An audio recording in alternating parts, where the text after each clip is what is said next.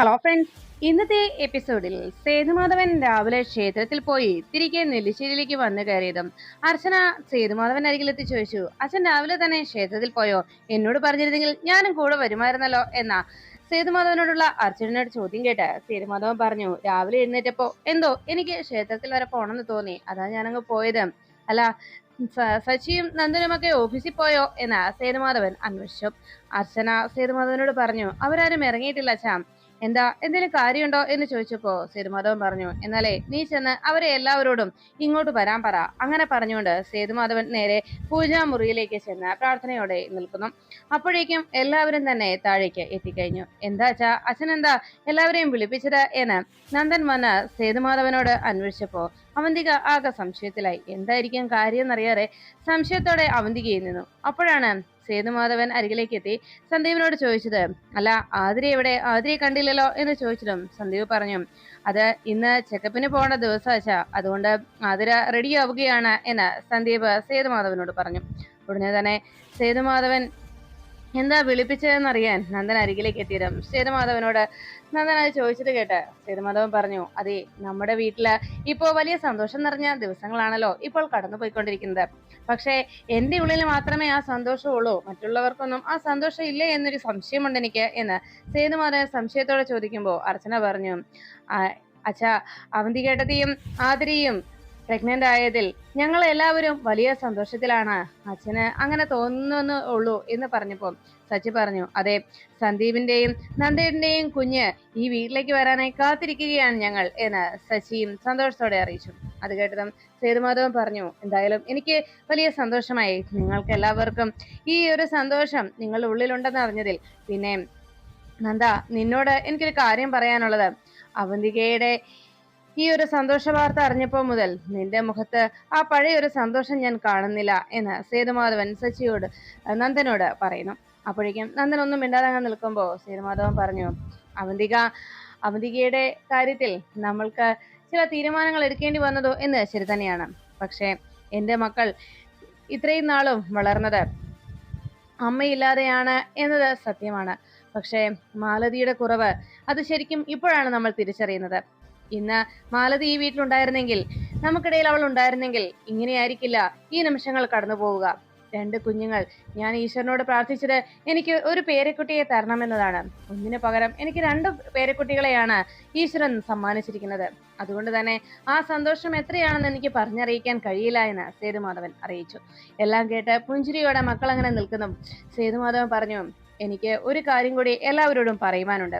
ഉടനെ തന്നെ ആതിരയെ 7-ാം മാസം 2 മാസം കൂടി കഴിയുമ്പോൾ ആതിരയ്ക്ക് 7-ാം മാസമായതുകൊണ്ട് വൃന്ദാവനത്തിലുള്ളവർ വന്ന് ആതിരയെ വൃന്ദാവനത്തിലേക്ക് കൂട്ടിക്കൊണ്ടുപോകും. അങ്ങനെ ആതിരയുടെ ശ്രീമന്ത ചടങ്ങ് നടത്തു. അതോടൊപ്പം തന്നെ അവന്തികയുടെ ഈ സന്തോഷവും നമുക്ക് ആഘോഷിക്കണം. അതുകൊണ്ട് ഉടനെ തന്നെ ഈ സന്തോഷം നമുക്ക് എല്ലാവർക്കും ഇവിടെ സന്തോഷപൂർവ്വം ആഘോഷിക്കേണ്ട നിമിഷങ്ങളാണ്. അതോടൊപ്പം എനിക്ക് പറയാനുള്ളത്, എൻ്റെ മക്കൾക്ക് അമ്മയില്ലാത്തതിന്റെ വിഷമം ഞാൻ ഇന്നേ വരെ അറിയിച്ചിട്ടില്ല. അത് മാത്രമല്ല, ഇവിടെ നന്ദൻ അവന്തികയെ വിവാഹം കഴിച്ച് കൊണ്ടുവന്നതിന് ശേഷം അവന്തികയും അവർക്ക് അമ്മയായി തന്നെയാണ് ഇവിടെ ഓരോ കാര്യങ്ങൾ ചെയ്തതും അമ്മയുടെ സ്ഥാനത്ത് നിന്നാണ് അവരെ വളർത്തിയതും. അതിന്റെ ഒരു കുറവും സ്നേഹവും വാത്സല്യവും എന്നും ഒരു അമ്മയുടെ സ്ഥാനത്ത് നിന്നുകൊണ്ട് അവർക്ക് അവന്തിക കൊടുത്തിട്ടുമുണ്ടെന്നും എനിക്കറിയാം എന്ന് അവന്തികയെ നോക്കി സേതുമാധവൻ അറിയിച്ചു. അവന്തിക ആ സന്തോഷത്തിൽ താൻ ചെയ്ത വലിയൊരു പ്രവൃത്തിയാണെന്നുള്ള അഹങ്കാരത്തിൽ എല്ലാവരെയും നോക്കി പുഞ്ചിരിയോടെ തലയുയർത്തി അങ്ങനെ അവന്തിക നിൽക്കുമ്പോൾ സേതുമാധവൻ പറഞ്ഞു, അതുകൊണ്ട് നിങ്ങൾക്ക് എല്ലാവർക്കും ഒരമ്മയുടെ സ്ഥാനത്ത് തന്നെയാണ് അവന്തിക.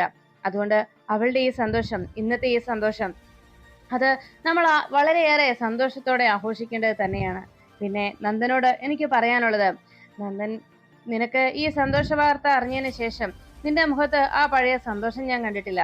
അതിന് കാരണം എന്താണെന്നും എനിക്കറിയാം. അവന്തിക ചില കാര്യങ്ങൾ നമ്മുടെ ബന്ധത്തെക്കാൾ അപ്പുറത്തായി പണത്തിന് കൂടുതൽ പ്രാധാന്യം നൽകി അവൾ അറിഞ്ഞുകൊണ്ട് ചില തെറ്റുകൾ ചെയ്തു. അത് സത്യം തന്നെയാണ്. പക്ഷെ ഇനി നമ്മൾ ആ തെറ്റിനെ കുറിച്ച് ഓർത്ത് അവളെ കുറ്റപ്പെടുത്തുകയോ അവളെ അതിന്റെ പേരിൽ വേദനിപ്പിക്കുകയോ ചെയ്യരുത്. കാരണം നമുക്ക് ഒരു കാര്യം മറക്കാൻ കഴിയില്ല. നന്ദൻ, നിന്റെ താലി കഴുത്തിലിട്ടുകൊണ്ട് ഈ വീട്ടിൽ ജീവിക്കുന്നവളാണ് അവന്തിക. അത് മാത്രമല്ല, അങ്ങനെ അറുത്തു മുറിച്ച് കളയാൻ കഴിയുന്ന ഒരു ബന്ധമല്ല താനും. അതിന്റെ ഏറ്റവും ഉദാഹരണം, അല്ലെങ്കിൽ അതിന്റെ ഏറ്റവും പ്രധാന കാരണമെന്ന് പറയുന്നത്, നിന്റെ രക്തത്തിലുള്ള കുഞ്ഞ് അവളുടെ വയറ്റിലുണ്ട് എന്നുള്ളത് തന്നെയാണ്. അതുകൊണ്ട് തന്നെ ആ കുഞ്ഞ് ജനിക്കുമ്പോൾ ഈ കുടുംബത്തെ അനന്തരാവകാശിയാണ് ആ കുഞ്ഞ്. അതുകൊണ്ട് എല്ലാവരോടും എനിക്കൊന്നേ പറയാനുള്ളൂ, ഇവിടെ എല്ലാവരും പരസ്പര സന്തോഷത്തോടെയും സ്നേഹത്തോടെയും കഴിയണം. ആ സന്തോഷം എല്ലാവരുടെയും മുഖത്തും ഉണ്ടാകുകയും ചെയ്യണം. നന്ദൻ, നമുക്ക് തൽക്കാലത്തേക്ക് അമന്തിക ചെയ്ത ആ തെറ്റ് നമുക്ക് എല്ലാവർക്കും മറക്കാം. ഞാനത് നന്ദനോടാ പറയുന്നെങ്കിലും ഈ കുടുംബത്തുള്ള എല്ലാവരോടും കൂടിയാണ് ഞാൻ ഇങ്ങനെ ഒരു തീരുമാനം അറിയിച്ചത് എന്ന് പറഞ്ഞു. അതിനുശേഷം സേതുമാധവൻ അർച്ചനയുടെയും ശശിയുടെയും നേരെ തിരിഞ്ഞു. പിന്നെ എന്റെ മനസ്സിലുള്ള ആകെ വിഷമം നിങ്ങളെ സംബന്ധിച്ചുള്ളതാണ്. ഇനിയുള്ള എന്റെ ആഗ്രഹം സാധിച്ചു തരേണ്ടത് നിങ്ങളാണ്.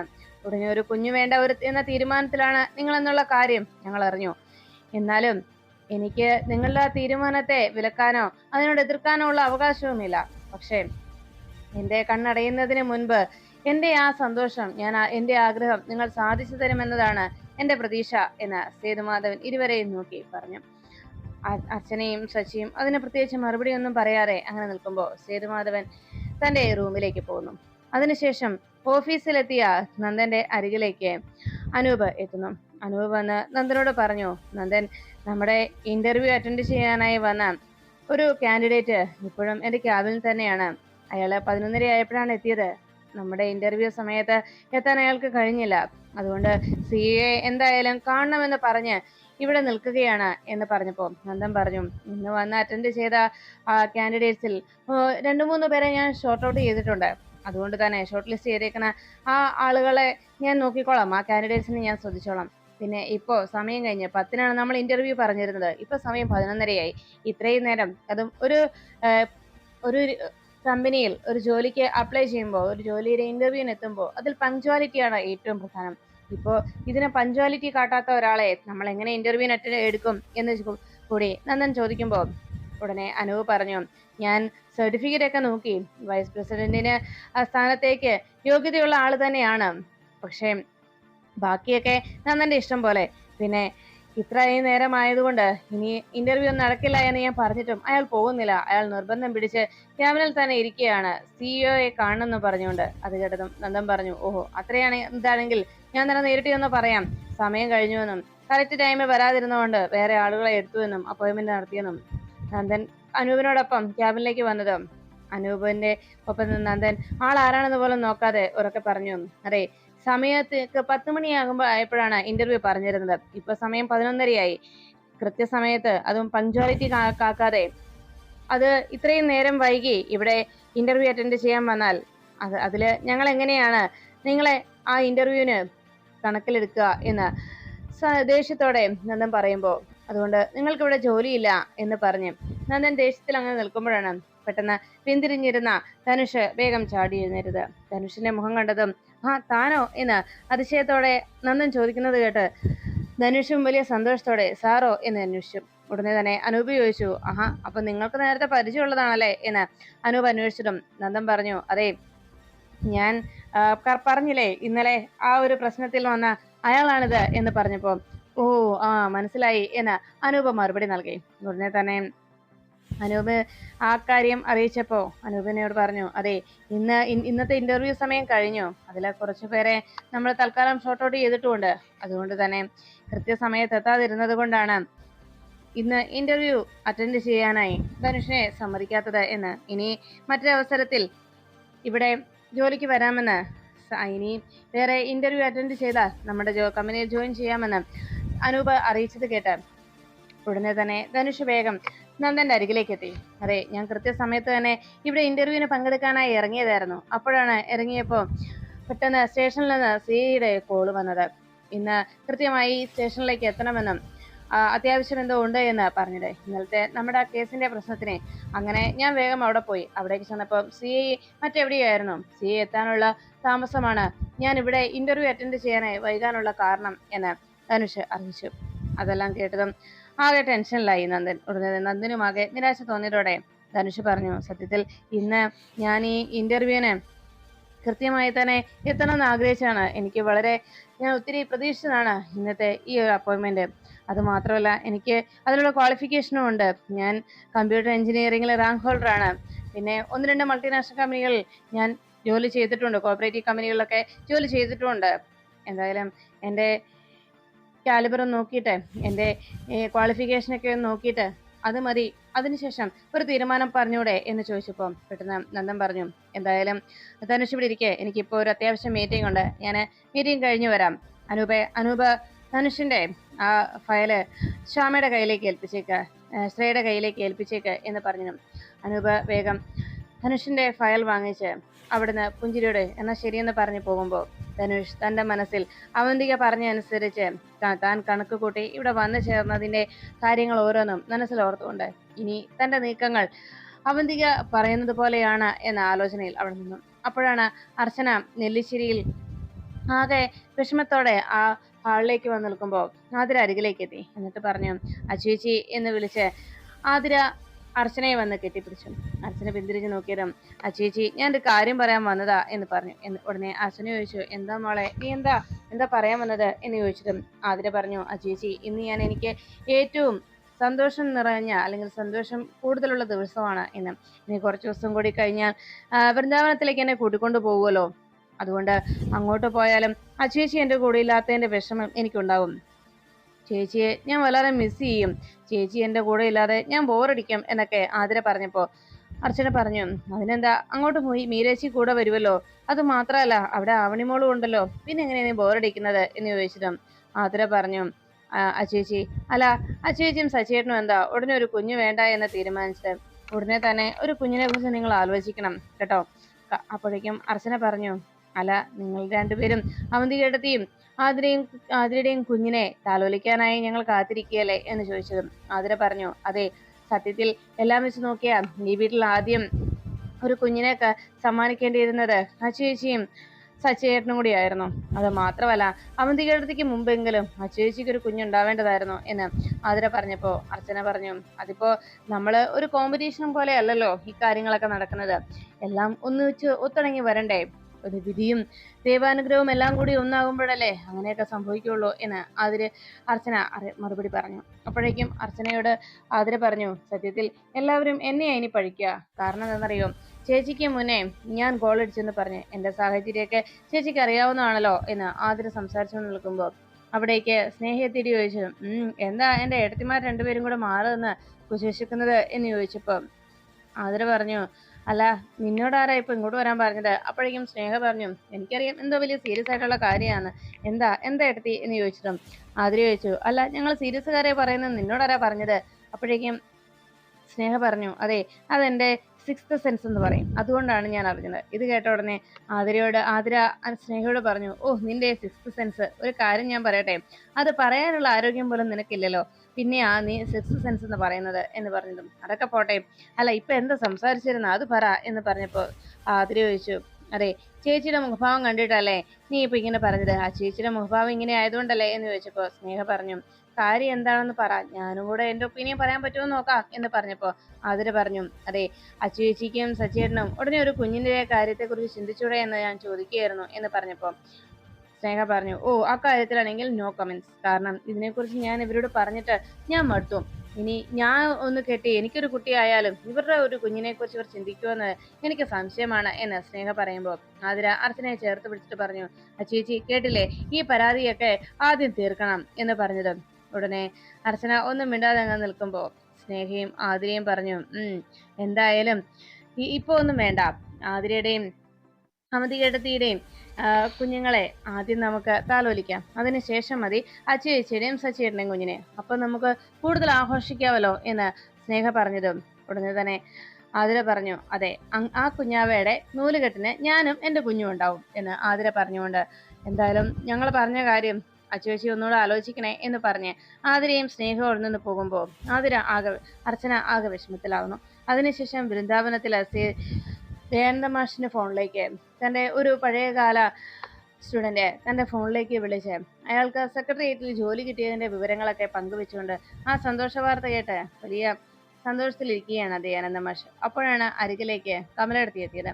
ദയാനന്ദ മാഷ് വിശേഷം പറഞ്ഞതും കമലയെടുത്തിയുടെ മുഖത്ത് ആകെ നിരാശ കണ്ടതോടെ ദയാനന്ദ മാഷ് ചോദിച്ചു, എന്തു പറ്റി കമലെ, താൻ എന്താ ആകെ മൂഡ് ഓഫ് ആയിരിക്കുന്നത്? അപ്പോഴേക്കും കമല പറഞ്ഞു, അതെ, ഒന്നും ഇല്ലെന്നുള്ള രീതിയിൽ നിന്നപ്പോ ദയാനന്ദ മാഷ് പറഞ്ഞു, നീ കാര്യം പറഞ്ഞേ. അപ്പോഴാണ് കമലടുത്ത് പറഞ്ഞത്, മീര വിളിച്ചിരുന്നോ, അത് അവിടെ എന്തെങ്കിലും പ്രശ്നമുണ്ടോ എന്ന് ചോദിച്ചതും കമലടുത്തി പറഞ്ഞു. അതെ, അവിടെ പ്രശ്നമുണ്ട്. അതും ആ പ്രശ്നം നമ്മളെ ബാധിക്കുന്നതുമാണ് എന്ന് പറഞ്ഞപ്പോ ജയന്തമാഷ് ആകെ ടെൻഷനോടെ നോക്കി. എന്താ എന്താ പ്രശ്നം എന്ന് ചോദിച്ചപ്പം കമലടുത്തി പറഞ്ഞു, ഇന്ന് അവന്തിക നമ്മുടെ മോളെ കുഞ്ഞുങ്ങളൊന്നും ഉണ്ടാകാത്തതിന്റെ പേരിൽ എല്ലാവരുടെയും മുന്നിൽ വെച്ച് കളിയാക്കിയെന്ന്. അത് അച്ഛന് വല്ലാതെ വേദനിച്ചു എന്നാണ് പറയുന്നത്. സത്യത്തിൽ എല്ലാം അറിയാവുന്ന ആളല്ലേ അവന്തിക. അവന്തിക എന്നിട്ടും ഇങ്ങനെയൊക്കെ ചെയ്യുന്ന എന്താണെന്നാ മാഷെ എനിക്ക് മനസ്സിലാവാത്തത് എന്ന് പറഞ്ഞതും മാഷ് പറഞ്ഞു, കമലെ, നമ്മൾ കരുതിയതുപോലെയുള്ള ഒരു സ്ത്രീ അല്ല ഈ അവന്തിക. പലപ്പോഴും നമ്മൾ അവിടെ ചെന്നപ്പോ അത് കൃത്യമായി നമ്മൾ മനസ്സിലാക്കിയിട്ടുള്ളതല്ലേ. നമ്മുടെ കുടുംബത്തെക്കുറിച്ച് ഏതൊക്കെ രീതിയിലാണ് മോശമായിട്ടുള്ള രീതിയിലായിട്ടേ അവർ പറഞ്ഞിട്ടുള്ളൂ. നമ്മളെ കുടുംബത്തെ ഏതൊക്കെ രീതിയിൽ അവന്തിക ദ്രോഹിച്ചു. മീരയെ കൊലയാളിയാക്കാൻ ശ്രമിച്ചു, അതുപോലെ തന്നെ അനൂപിനെ കള്ളനാക്കാൻ നോക്കി. അങ്ങനെ ഏതൊക്കെ രീതിയിലാണ് നമ്മുടെ കുടുംബത്തെ വേദനിപ്പിക്കാനായി അവന്തിക ശ്രമിച്ചിട്ടുള്ളത്. എങ്കിലും അവന്തികയോട് നമ്മൾ അന്നൊന്നും യാതൊരു രീതിയിലും എതിർക്കാതിരുന്നതും അവന്തികയ്ക്ക് നേരെ ശബ്ദമുയർത്താതെ എല്ലാം സഹിച്ചും ശ്രമിച്ചും നമ്മൾ കഴിഞ്ഞു പോയതാണ്. അതാണ് നമ്മുടെ ഭാഗത്തുനിന്നുണ്ടായ തെറ്റ്. അന്ന് നമ്മൾ അങ്ങനെയൊക്കെ ചെയ്തത് മറ്റൊന്നും കൊണ്ടല്ല എന്ന് കൂടി ഓർമ്മിക്കണം. അന്ന് നമ്മൾ അങ്ങനെയെല്ലാം ചെയ്യാൻ കാരണം ഏതെങ്കിലും രീതിയിൽ എല്ലാ സത്യങ്ങളും തുറന്നടിച്ചുകൊണ്ട് നമ്മുടെ നേരെ അവന്തിക നിന്നാൽ അപ്പോ നമുക്ക് മറുപടി പറയാൻ ഇല്ലാതായി പോകും. അത് കേട്ട കമലടുത്തി പറഞ്ഞു, അന്ന് നമ്മൾ ഇക്കാര്യങ്ങളൊക്കെ അവന്തികയോട് പറഞ്ഞ നേരത്തെ സത്യങ്ങൾ സച്ചിയെ അറിയിച്ചാൽ മതിയായിരുന്നു. എന്നാൽ ഈ പ്രശ്നങ്ങളൊന്നും ഉണ്ടാകുമായിരുന്നില്ല എന്ന് ദയാനന്ദ മാഷിനോട് കമലടുത്തി പറഞ്ഞു. അത് കേട്ടതും ദയാനന്ദ മാഷ് പറഞ്ഞു, പക്ഷേ നമുക്ക് എന്ത് ചെയ്യാൻ കഴിയും? ഇങ്ങനെയൊക്കെ ആയി പോയില്ലേ. അതിൽ നിന്ന് നമുക്ക് തൽക്കാലം ഒന്നും ഒരു രീതിയിലും കരകയറാൻ കഴിയില്ലല്ലോ. നമ്മുടെ മക്കളുടെ അവസ്ഥ എന്തായാലും നമ്മുടെ മോളുടെ ആ വിഷമം അത് തൽക്കാലം നമ്മളും ആ വിഷമത്തോടൊപ്പം ചേരുക എന്ന് മാത്രമേ ഉള്ളൂ. അന്ന് സത്യങ്ങളൊക്കെ അവന്തിക പറഞ്ഞോളാം എന്ന് പറഞ്ഞെങ്കിലും ഇനിയും അവന്തിക ഇക്കാര്യങ്ങൾ പുറത്തു പറഞ്ഞാൽ നമ്മുടെ മോളുടെ ജീവിതമാണ് പാതി വഴിയിൽ അവസാനിക്കാൻ പോകുന്നത്. സന്ധി ഡോക്ടറാണെങ്കിൽ അന്ന് സത്യങ്ങളൊന്നും സച്ചിയെയും അർച്ചനയും അറിയിച്ചിട്ടില്ല എന്നല്ലേ ഡോക്ടർ നമ്മളോട് പറഞ്ഞിരിക്കുന്നത്. എന്തായാലും ഇനിയും ഇതുപോലെയുള്ള ചോദ്യങ്ങളും കളിയാക്കലുകളും നമ്മുടെ മോള് നേരിടേണ്ടി വരുമല്ലോ എന്നതാണ് ആകെയുള്ള നിരാശ. അതിന് കാരണക്കാരായതും നമ്മൾ തന്നെ ആണല്ലോ മാഷെ എന്ന് കമലടുത്തി വിഷമത്തോടെ പറഞ്ഞു. എല്ലാവരോടും ശശിയും അർച്ചനയും അച്ചുവും പറഞ്ഞിരിക്കുന്നത് ഉടനെ ഒരു കുഞ്ഞു വേണ്ട എന്ന തീരുമാനമാണ് അവരെടുത്തിരിക്കുന്നത് എന്നാണ്. അങ്ങനെയാണ് എല്ലാവരെയും അവർ അറിയിച്ചിരിക്കുന്നത് എന്ന് പറഞ്ഞു. പെട്ടെന്ന് അവിടേക്ക് ഓടിയെത്തുകയാണ് ആവണിമോള്. അച്ചമ്മേ എന്ന് വിളിച്ചുകൊണ്ട് ആവണിമോൾ അകത്തേക്ക് ഓടി വന്നതും ഉടനെ തന്നെ ആവണിമോളുടെ പിന്നാലെ അനൂപും അകത്തേക്ക് കയറി. ആ സമയത്ത് ഒന്നും മിണ്ടാതെ അങ്ങനെ നിൽക്കുന്ന കമലടുത്തിനെ നോക്കിയിട്ട് അനൂപ് പറഞ്ഞു, അമ്മ സംസാരിച്ചുകൊണ്ടിരുന്ന കാര്യം പൂർത്തിയാക്കാതെ നിർത്തണ്ട. അമ്മ പറഞ്ഞോളൂ, ഞാൻ കേട്ടു, ഞാൻ എല്ലാം കേട്ടിരുന്നു എന്ന് പറഞ്ഞപ്പോൾ എന്തായാലും അത് വലിയ തെറ്റായിപ്പോയി അമ്മേ. അമ്മ എത്ര അവളെ ന്യായീകരിക്കാൻ ശ്രമിച്ചാലും അതൊരിക്കലും അംഗീകരിച്ചു തരാൻ കഴിയില്ല എന്ന് പറഞ്ഞപ്പോ ഉടനെ കമലടുത്തി പറഞ്ഞു, അത് പിന്നെ മോനെ എന്ന് പറയാൻ ശ്രമിക്കുമ്പോഴേക്കും അനൂപ് പറഞ്ഞു, അല്ല, സച്ചിയുടെയും സേതു അങ്കിളിന്റെയും ഒക്കെ അവരേറ്റവും കൂടുതൽ ആഗ്രഹിക്കുന്ന, അവരൊത്തിരി പ്രതീക്ഷിക്കുന്ന ഒരു കാര്യമാണ് സച്ചിയുടെയും അർച്ചനയുടെയും ഒരു കുഞ്ഞ്. എന്നിട്ടും ആ ഒരു കുഞ്ഞിന്റെ കാര്യത്തിൽ ഇനിയും ഉടനെ ഒന്നും അങ്ങനെ ഒരു കുഞ്ഞിന് വേണ്ട എന്നുള്ള തീരുമാനം എടുത്തിരിക്കുന്നത് അതൊരിക്കലും അംഗീകരിച്ചു കൊടുക്കാനോ അനുവദിക്കാനോ പറ്റുന്ന കാര്യമല്ലമേ. കുഞ്ഞിന്റെ കാര്യത്തിൽ അവരാണ് തീരുമാനം എടുക്കേണ്ടത് എങ്കിൽ പോലും ഇതിന് അഭിപ്രായം പറയാൻ നമുക്ക് അവകാശമില്ലെങ്കിലും ഇത് ഒരു ശരിയായ തീരുമാനമായിരുന്നില്ല. അമ്മയ്ക്ക് അവളെ തിരുത്താമായിരുന്നു എന്ന് പറഞ്ഞ് അനൂപ് ദയാനന്ദ മാഷിന്റെയും കമലടുത്തിയുടെയും അരികിൽ നിന്ന് പോകുന്നു. ഈ സമയത്ത് ആവണിമോളെ നോക്കി കമലടുത്തി പറഞ്ഞു, മോള് വാ, മോക്ക് അച്ഛമ്മ കഴിക്കാൻ എടുത്തു തരാം എന്ന് പറഞ്ഞപ്പോ ആവണിമോള് പറഞ്ഞു, വേണ്ട അച്ഛമ്മേ, അച്ഛൻ എനിക്ക് ബിരിയാണി അവിടെ നിന്ന് പൊറോട്ടയും ചിക്കനും വാങ്ങിച്ചു തന്നു. ഇത് അച്ഛമ്മയ്ക്കും അച്ഛനും ഉണ്ട് എന്ന് പറഞ്ഞ് തന്റെ കയ്യിലിരുന്ന കവറ് ആവണിമോൾ കമലടുത്തിയുടെ കയ്യിലേക്ക് കൊടുക്കുമ്പോൾ കമലടുത്തി ആകെ വിഷമത്തോടെ അകത്തേക്ക് കയറിപ്പോയി. ഈ സമയത്ത് ദയാനന്ദ മാഷും ആകെ സങ്കടത്തോടെ ഇരുന്നു. അതിനുശേഷം നെല്ലിശ്ശേരിയിലുള്ള എല്ലാവരും ഒന്നിച്ചിരുന്ന് ഭക്ഷണം കഴിച്ചുകൊണ്ടിരിക്കുകയാണ്. എല്ലാവർക്കും ഭക്ഷണം വിളമ്പിക്കൊടുത്തുകൊണ്ട് അരികിൽ മീരടുത്തിയും അച്ചുവും ഒപ്പം സ്നേഹയും നിന്നു. ഈ സമയത്ത് എല്ലാവരും ഭക്ഷണം കഴിക്കാൻ അങ്ങനെ ഇരിക്കുമ്പോൾ സേതുമാധവൻ പറഞ്ഞു, മോളെ, ഇന്ന് എനിക്ക് കഞ്ഞി വേണ്ട, ചപ്പാത്തി മതി എന്നറിയിച്ചു. ചപ്പാത്തി വാങ്ങിക്കാനായി തുടങ്ങിയതും ചപ്പാത്തി കഴിച്ചുകൊണ്ടിരിക്കുന്ന സമയത്ത് സേതുമാധവൻ പറഞ്ഞു, അതെ, ആതിരയ്ക്ക് വല്ലാത്ത വിഷമമുണ്ടെന്ന് എനിക്കറിയാം. ആ അജയൻ കാണിച്ച പ്രവൃത്തികളൊക്കെ, അജയന്റെ ആ പ്രവൃത്തികളൊക്കെ അതൊക്കെ ആതിരയുടെ മനസ്സിനെ വളരെ വിഷമിപ്പിക്കുന്നുണ്ടെന്ന് എനിക്കറിയാം.